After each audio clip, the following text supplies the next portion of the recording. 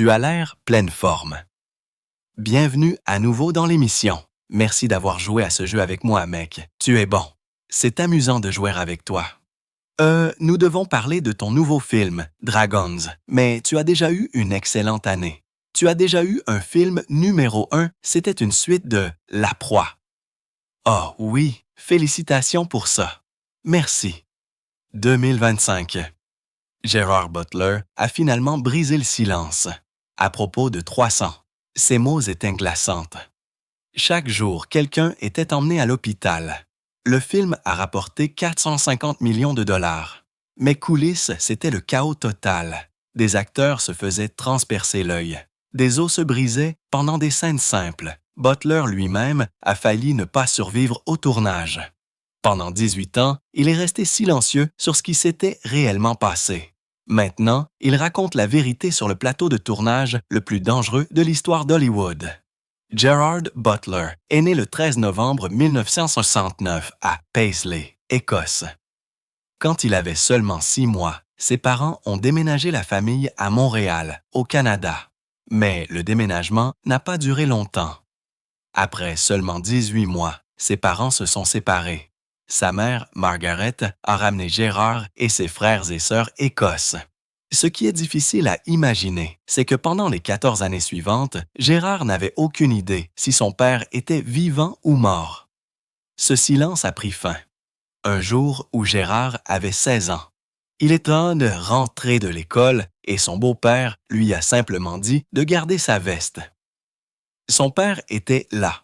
Gérard, qui pleurait rarement, s'est effondré pendant 5 heures. Ce moment a ouvert la porte à des étés à Toronto et même à un voyage Jamaïque avec son père qui avait autrefois été un mystère. À l'école, Gérard se distinguait. Il n'était pas seulement intelligent, il était aussi apprécié et motivé. À St. Mary's et St. Margaret's High School, il est devenu chef de classe, le rôle du meilleur élève de l'école. Après cela, il est allé à l'université de Glasgow pour étudier pour le droit. C'était l'une des meilleures facultés de droit du pays. Là-bas, il ne s'est pas seulement concentré sur ses études. Il est également devenu président de la Société de droit, même s'il a admis plus tard qu'il avait quelque sorte négocié son entrée dans ce poste. Mais les gens l'aimaient. Il était confiant, charmant et plein d'énergie. Tout le monde supposait qu'il deviendrait un avocat prospère. Mais Gérard cachait quelque chose de grand. Alors que ses camarades de classe étaient plongés dans les manuels scolaires, Gérard était sur scène le soir train de chanter dans un groupe de rock appelé Speed. Il n'avait aucune formation formelle, mais il chantait avec cœur. Il reprenait des chansons des Doors, d'Eric Clapton et de Jimi Hendrix. Pendant la journée, il travaillait sur la théorie juridique. La nuit, il se produisait dans des clubs bondés, à la recherche d'un frisson que les livres ne pouvaient pas lui donner. Il ne le savait pas encore, mais ses soirées tardives étaient les premiers signes que sa véritable vocation n'était pas dans le droit.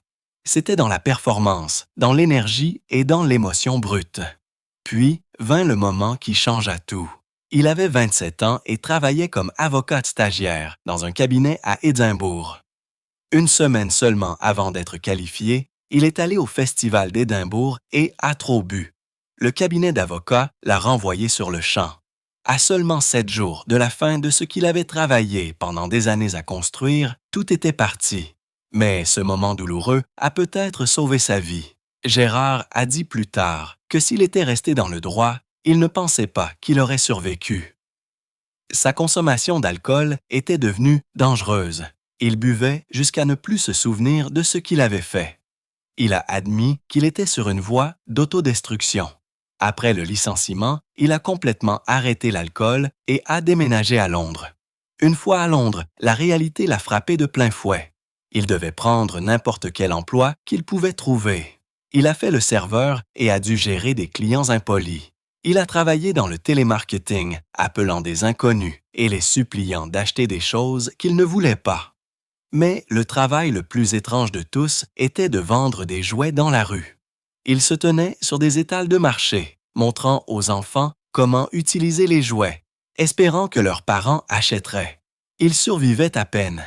Il est passé de presque devenir avocat à jongler avec des petits boulots, grattant juste assez pour manger et dormir.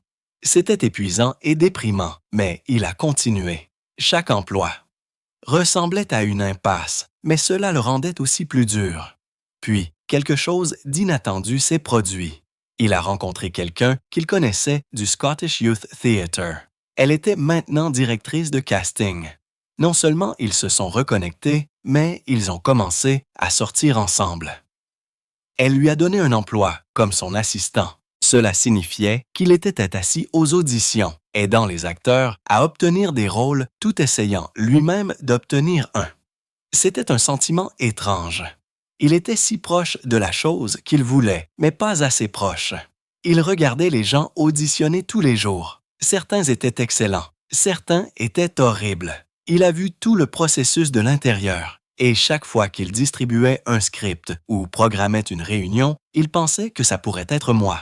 Finalement, c'était lui. Un jour, elle l'emmenait à une audition pour une pièce de Shakespeare appelée Coriolan, mise scène par Steven Berkoff. Certains disent qu'elle l'a arrangé. D'autres disent que Butler a supplié Berkoff dans un café juste pour avoir une chance de lire. Quoi qu'il soit, il a tout donné. Berkoff a dit qu'il avait plus d'énergie que quiconque et l'a engagé sur le champ. Dans une version, Butler a fini dans l'ensemble. Dans l'autre, il a remporté le rôle principal. Mais les deux versions s'accordent sur une chose. C'était le moment qui a changé sa vie. Il est passé de la distribution de scripts à la vedette de la production. Il avait 27 ans. C'était son premier vrai rôle d'acteur. Et quand il est rentré chez lui, après avoir obtenu le rôle, il a dit qu'il se sentait comme le moment le plus heureux de sa vie, comme si quelque chose à l'intérieur de lui avait finalement cliqué. 1997, il a décroché un petit rôle dans le film La Dame de Windsor. C'était censé être un projet de télévision tranquille de la BBC, mais Miramax l'a acheté et l'a diffusé à l'international. Il a fini par rapporter 13,2 millions de dollars et a lancé Judi Dench vers la gloire de la saison des récompenses. Butler a joué un rôle mineur, mais le film l'a emmené au Festival de Cannes. C'était la première fois qu'il voyait les projecteurs mondiaux. La même année, Butler a obtenu un petit rôle dans Demain ne meurt jamais. Il était à l'écran à peine une seconde, jouant un membre d'équipage sans réplique. Mais cette seconde comptait. Le film Bond est devenu un succès de 339 millions de dollars et a été le 4e plus grand film de 1997. Il est sorti le même jour que Titanic. Il a donc perdu la première place au box-office. Pourtant, le fait d'être sur ce plateau a donné à Butler un aperçu direct de la façon dont les films à gros budget étaient réalisés. Il absorbait tout ce qu'il pouvait, même si personne ne connaissait encore son nom. Son premier vrai rôle principal est venu dans Dracula 2000. Cela ressemblait à une grande opportunité. Le budget était de 54 millions de dollars et les attentes étaient élevées, mais le film a fait un flop. Il n'a rapporté que 47 millions de dollars et n'a pas récupéré ce qu'il a dépensé.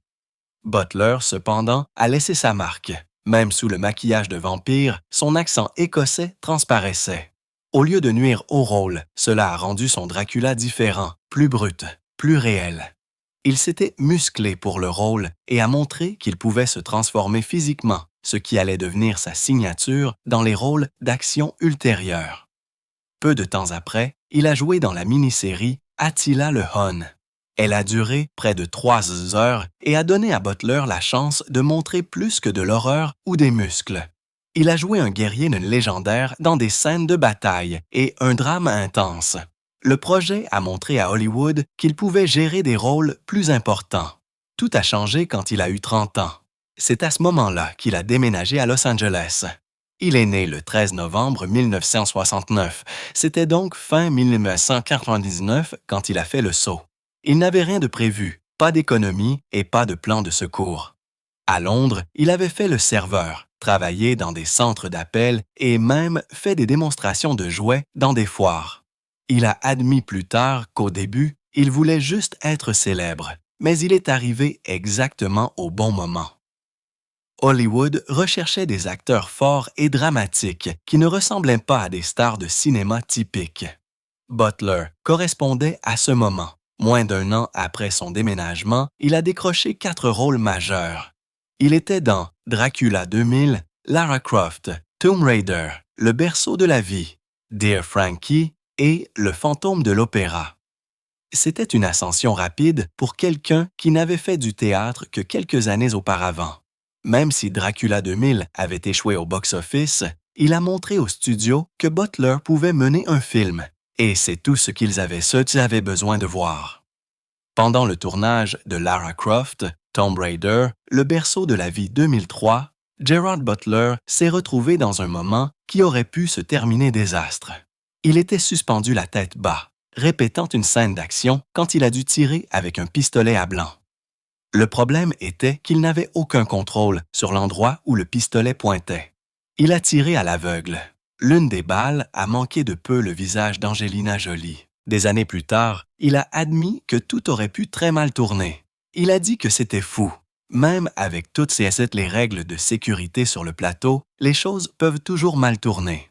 Ce moment a rappelé à beaucoup de gens à quel point ces plateaux de tournage peuvent être dangereux, surtout après les récentes tragédies impliquant des pistolets à blanc.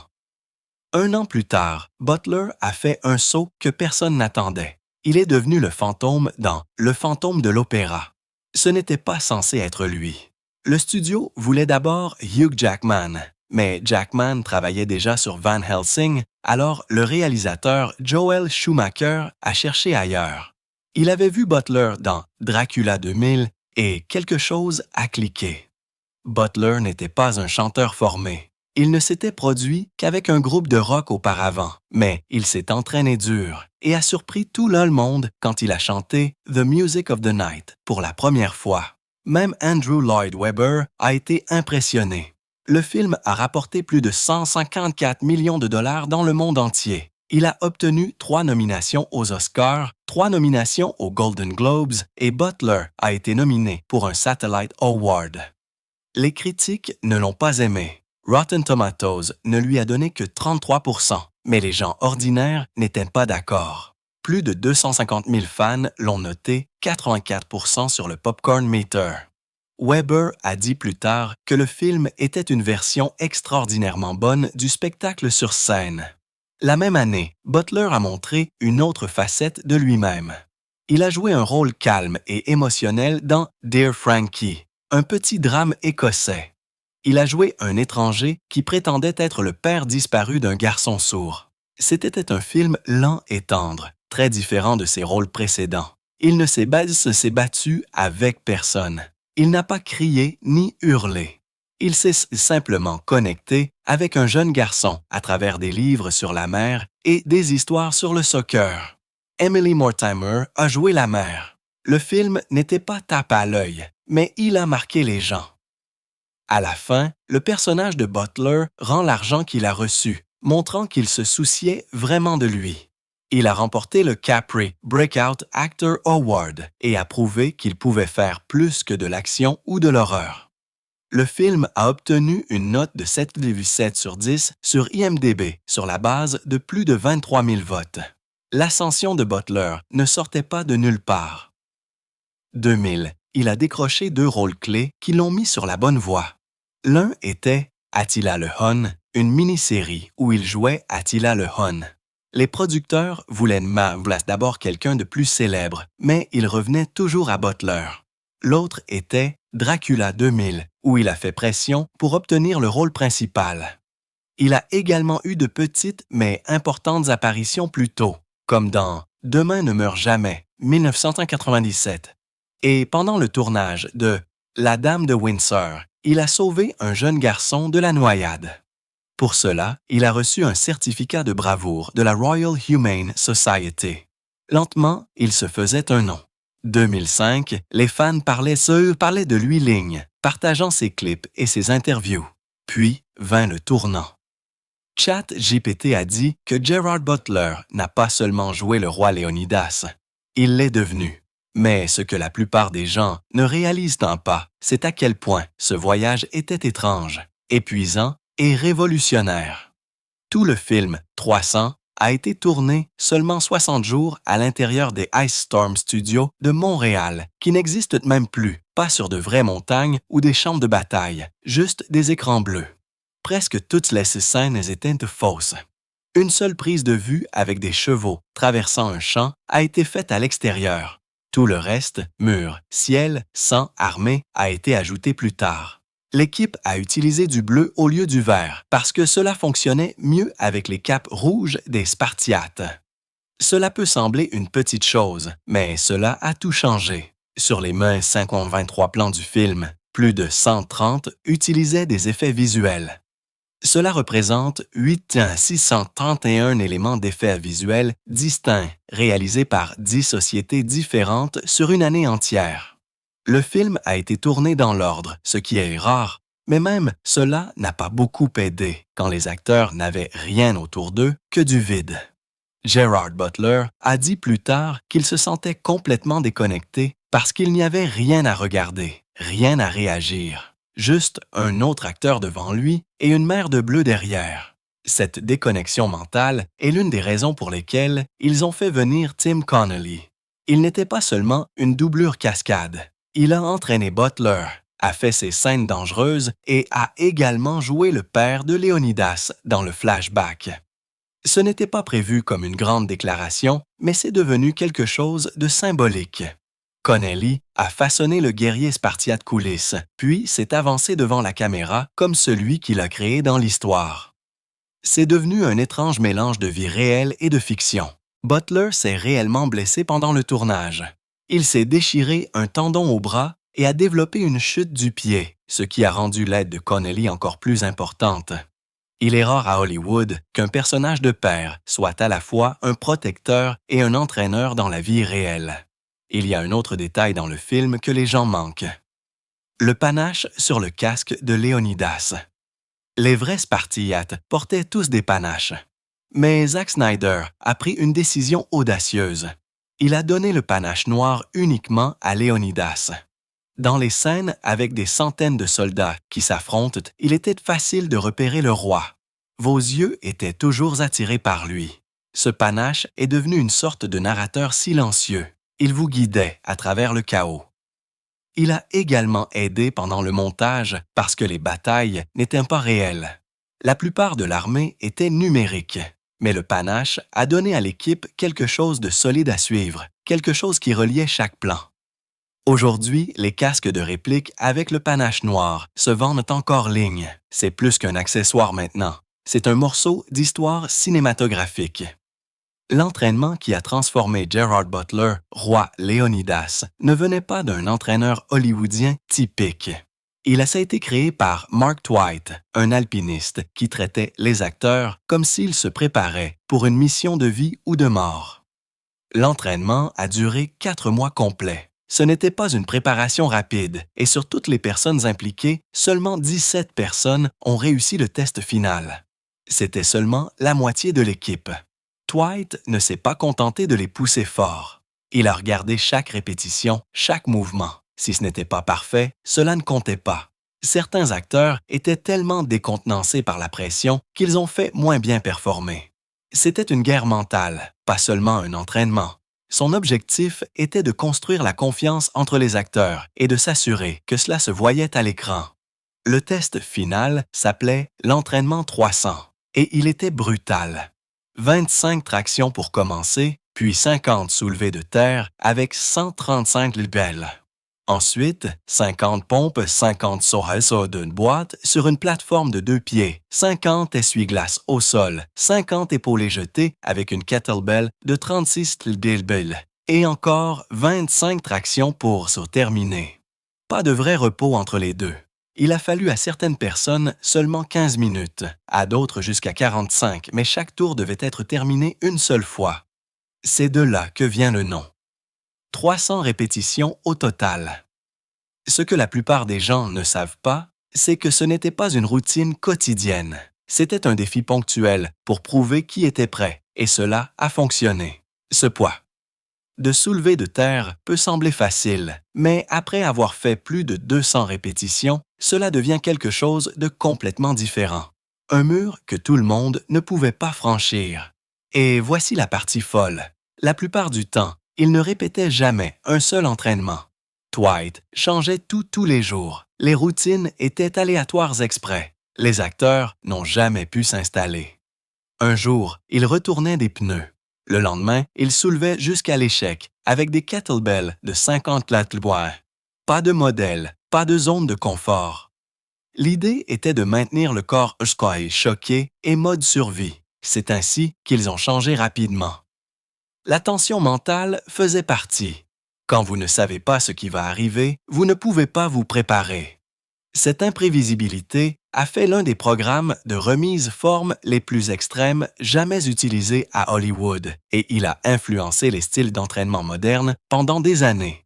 Gerard Butler a dit que c'était la chose la plus difficile qu'il ait jamais faite. Après certains entraînements, il se sentait réellement malade. Il a dit que ce n'était pas seulement difficile, c'était brutal et le côté mental était tout aussi mauvais que le physique. Mais cela a changé quelque chose, lui. Il a dit un jour que chaque goutte de sueur, chaque répétition restait dans ses yeux longtemps après. Quand il a finalement mis l'équipement spartiate, il s'était senti comme un lion, pas un acteur qui prétendait. Il y croyait. Cette transformation était réelle. Certains acteurs ont commencé avec 40 livres de surpoids et sont ressortis ressemblant à des guerriers. Ils ont suivi les scores tous les jours. C'est devenu une compétition. Même le réalisateur Zack Snyder s'est joint à la partie. Il s'entraînait tous les matins à 8h30 avant que quiconque ne se présente juste pour se tester contre la même douleur. Puis, janvier 2025, Butler a dit quelque chose qui a choqué tout le monde. Lors de la promotion de Den of Thieves 2, il a déclaré au magazine People « Je me souviens que chaque jour, quelqu'un était emmené à l'hôpital. Ce n'était pas une blague, il le pensait. » Le film a rapporté plus de 450 millions de dollars à partir d'un budget de 65 millions de dollars, mais derrière le succès se cachait beaucoup de douleur. Dans cette même interview, il a parlé avec sa co-vedette, O'Shea Jackson Jr., de la façon dont le plateau ressemblait souvent à une zone de guerre. Le produit final poli ne le montrait pas, mais la distribution a payé un lourd tribut. Butler se souvenait des blessures comme une liste d'un rapport de guerre. Un acteur a reçu une lance dans l'œil. Un autre s'est cassé la cheville pendant une scène de combat. Et ce n'étaient pas des coups de chance, cela arrivait souvent. Il a dit que c'était fou. Les épées et les lances étaient émoussées, mais elles étaient toujours métal. Quand les acteurs manquaient leur marque ou bougeaient une demi-seconde trop tard, quelqu'un se blessait. La blessure à l'œil s'est produite pendant une scène de base. Cela vous dit à quel point c'était vraiment dangereux. Butler a dit qu'il y avait qu'il y avait des moments où il se retournait et quelqu'un était déjà à terre. Le chaos est devenu normal. Ils s'y sont habitués. Et Butler lui-même n'a pas été épargné longtemps. Il a réussi à traverser 300. Mais pendant le tournage de son film suivant, Butterfly on a Wheel, les choses ont mal tourné. Il y avait une scène de poursuite voiture avec Pierce Brosnan. Brosnan était censé freiner brusquement sur un toit, mais il ne l'a pas fait. Au lieu de cela, il a projeté Butler contre un mur de 3 pieds avec un Range Rover. Butler a dit que cela lui avait détruit le cou, et c'était juste après le châtiment de 300. Son corps était déjà en train de s'effondrer. Il s'était déchiré un tendon au bras. Son fléchisseur de la hanche était blessé. Il avait même des lésions nerveuses à une jambe. L'accident n'a fait qu'aggraver les choses. Ses blessures l'affectent encore à ce jour. Et c'est un exemple clair de ce que les acteurs traversent quand ils sautent d'un rôle d'action à un autre, sans aucun temps de récupération. Ce qui est encore plus surprenant, c'est le sang. Pas le vrai, le faux. On pourrait penser que 300 a utilisé des seaux de faux sang, mais la production n'a utilisé qu'environ 2 gallons. C'est tout. Presque tout le gore était numérique. Les éclaboussures de sang, les projections, les blessures, tout a été ajouté plus tard sur des ordinateurs. Donc, alors que les acteurs se blessaient réellement sur le plateau, il n'y avait presque pas de faux sang utilisé pendant le tournage. C'est un peu ironique. Les blessures étaient réelles, mais le gore était faux. Gerard Butler ne voulait pas être juste un autre héros d'action. Après que 300 ait explosé au box-office 2007 avec plus de 456 millions de dollars, il aurait pu jouer des durs à cuire pour le reste de sa vie. Mais au lieu de cela, il a fait un geste surprenant. Quelques mois plus tard, il a joué dans PS3, Je t'aime, un drame romantique qui a rapporté 156 millions de dollars dans le monde entier avec un budget de 30 millions de dollars. Les gens à Hollywood étaient stupéfaits. La plupart pensaient qu'il se tiendrait aux batailles sanglantes et aux combats au ralenti, mais il voulait prouver qu'il pouvait faire plus que manier une épée. Alors, il a continué à changer les choses. Il avait déjà fait des comédies musicales comme Le fantôme de l'opéra, puis vinrent des comédies grivoises comme L'abominable vérité, qui a rapporté plus de 200 millions de dollars. Pourtant, l'industrie a continué à le ramener à l'action. Il est revenu avec la série La Chute, qui à elle seule a rapporté plus de 500 millions de dollars. Les critiques ont dit qu'il ne s'était jamais vraiment débarrassé de l'étiquette de héros d'action, mais Butler avait fait sa démonstration. Il pouvait mener presque n'importe quel genre et maintenir les gens à regarder. Mais tout ne s'est pas déroulé sans heurts. Sur le plateau de PS, Je t'aime, un moment de comédie est devenu dangereux. Butler devait danser bretelles et caleçons tout rampant vers Hilary Swank. C'était censé être idiot. Pendant 1 jour et demi, il a continué à filmer la scène, mais ensuite, l'un des clips métalliques s'est cassé avec force. Il a volé directement dans le front de Swank et l'a gravement coupé. La blessure était assez profonde pour montrer les dents du clip. Elle a dû être transportée d'urgence à l'hôpital. Le plateau a été vidé quelques secondes. Butler, toujours sous vêtements, a été laissé seul pleurs, terrifié d'avoir blessé sa covedette. La production s'est arrêtée pendant que Swank se rétablissait, ajoutant des retards au film de 30 millions de dollars. Malgré des moments comme celui-là, la carrière de Butler a décollé. Ses films ont rapporté 3,2 milliards de dollars dans le monde entier. Cela le place devant des stars comme Tom Hardy, Jamie Foxx et Tobey Maguire. Aux États-Unis seulement, ses revenus au box-office totalisent 1,9 milliard de dollars. Ajoutez les chiffres internationaux et cela grimpe à 2,9 milliards de dollars. Son attrait dépasse clairement l'Amérique. Il ne s'est pas arrêté à la comédie. Butler est également devenu producteur.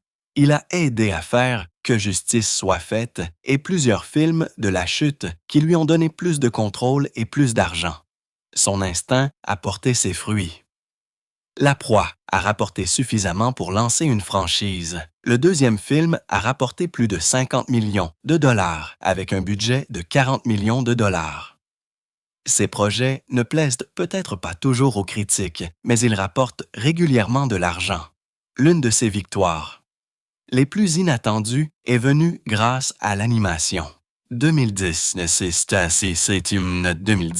Butler a prêté sa voix à Stoic the Vast dans Dragons. Le film a rapporté 478 millions de dollars et lui a donné une nouvelle base de fans, des enfants et des familles. Il est resté avec le rôle tout au long des 3 films. Puis, 2025, il a rejoint la version prise de vue réelle. Même si le studio voulait initialement quelqu'un de plus célèbre, le réalisateur a refusé de le remplacer. Ce choix a porté ses fruits. Le remake a rapporté 501 millions de dollars, ce qui fait son film le plus rentable de tous les temps. Tant que Stoic, Butler a montré qu'il pouvait être à la fois féroce et doux, surtout dans les scènes avec son fils à l'écran, joué par Mason Thames. Mais sa vie hors écran a été tout aussi intense. Dans la vingtaine, alors qu'il vivait à Venice Beach avec un groupe de gros buveurs, Butler a perdu le contrôle. Il a bu jusqu'à perdre conscience. Il dit qu'il avait l'impression d'être sur un coup de tête mortel, mais il a arrêté l'alcool il y a plus de 20 ans. Même si la plupart des gens pensent qu'il a arrêté 2011, ce n'est pas vrai. Ce qui s'est passé 2012 était différent. Cette année-là, il s'est inscrit à la clinique Betty Ford, non pas pour boire, mais pour des analgésiques. La dépendance a commencé pendant 300 après une blessure difficile. Elle a empiré après un accident de surf décembre 2011. Pendant le tournage de Chasing Mavericks, Butler a été frappé par des vagues géantes à un spot de surf légendaire dans le nord de la Californie. Il a été traîné sous l'eau, projeté contre des rochers et a à peine survécu. Il avait été sorti par des jet skis et transporté d'urgence au Stanford Medical Center. La douleur était si intense qu'il s'est tourné vers de fortes pilules sur ordonnance. Quand cela a commencé à devenir incontrôlable, il s'est inscrit cure de désintoxication. Il est resté pendant 3 semaines et a dit plus tard qu'il n'avait aucun regret. Cet accident de surf aurait pu lui coûter la vie. Mais un autre moment de mort imminente est survenu en 2017 et c'était encore plus étrange. Après une longue séance de cascade pour Geostorm, Butler a essayé la thérapie au venin d'abeille pour les douleurs musculaires. C'était censé être sûr, mais il a reçu le venin équivalent à 23 piqûres d'abeille, 10 fois plus que la normale.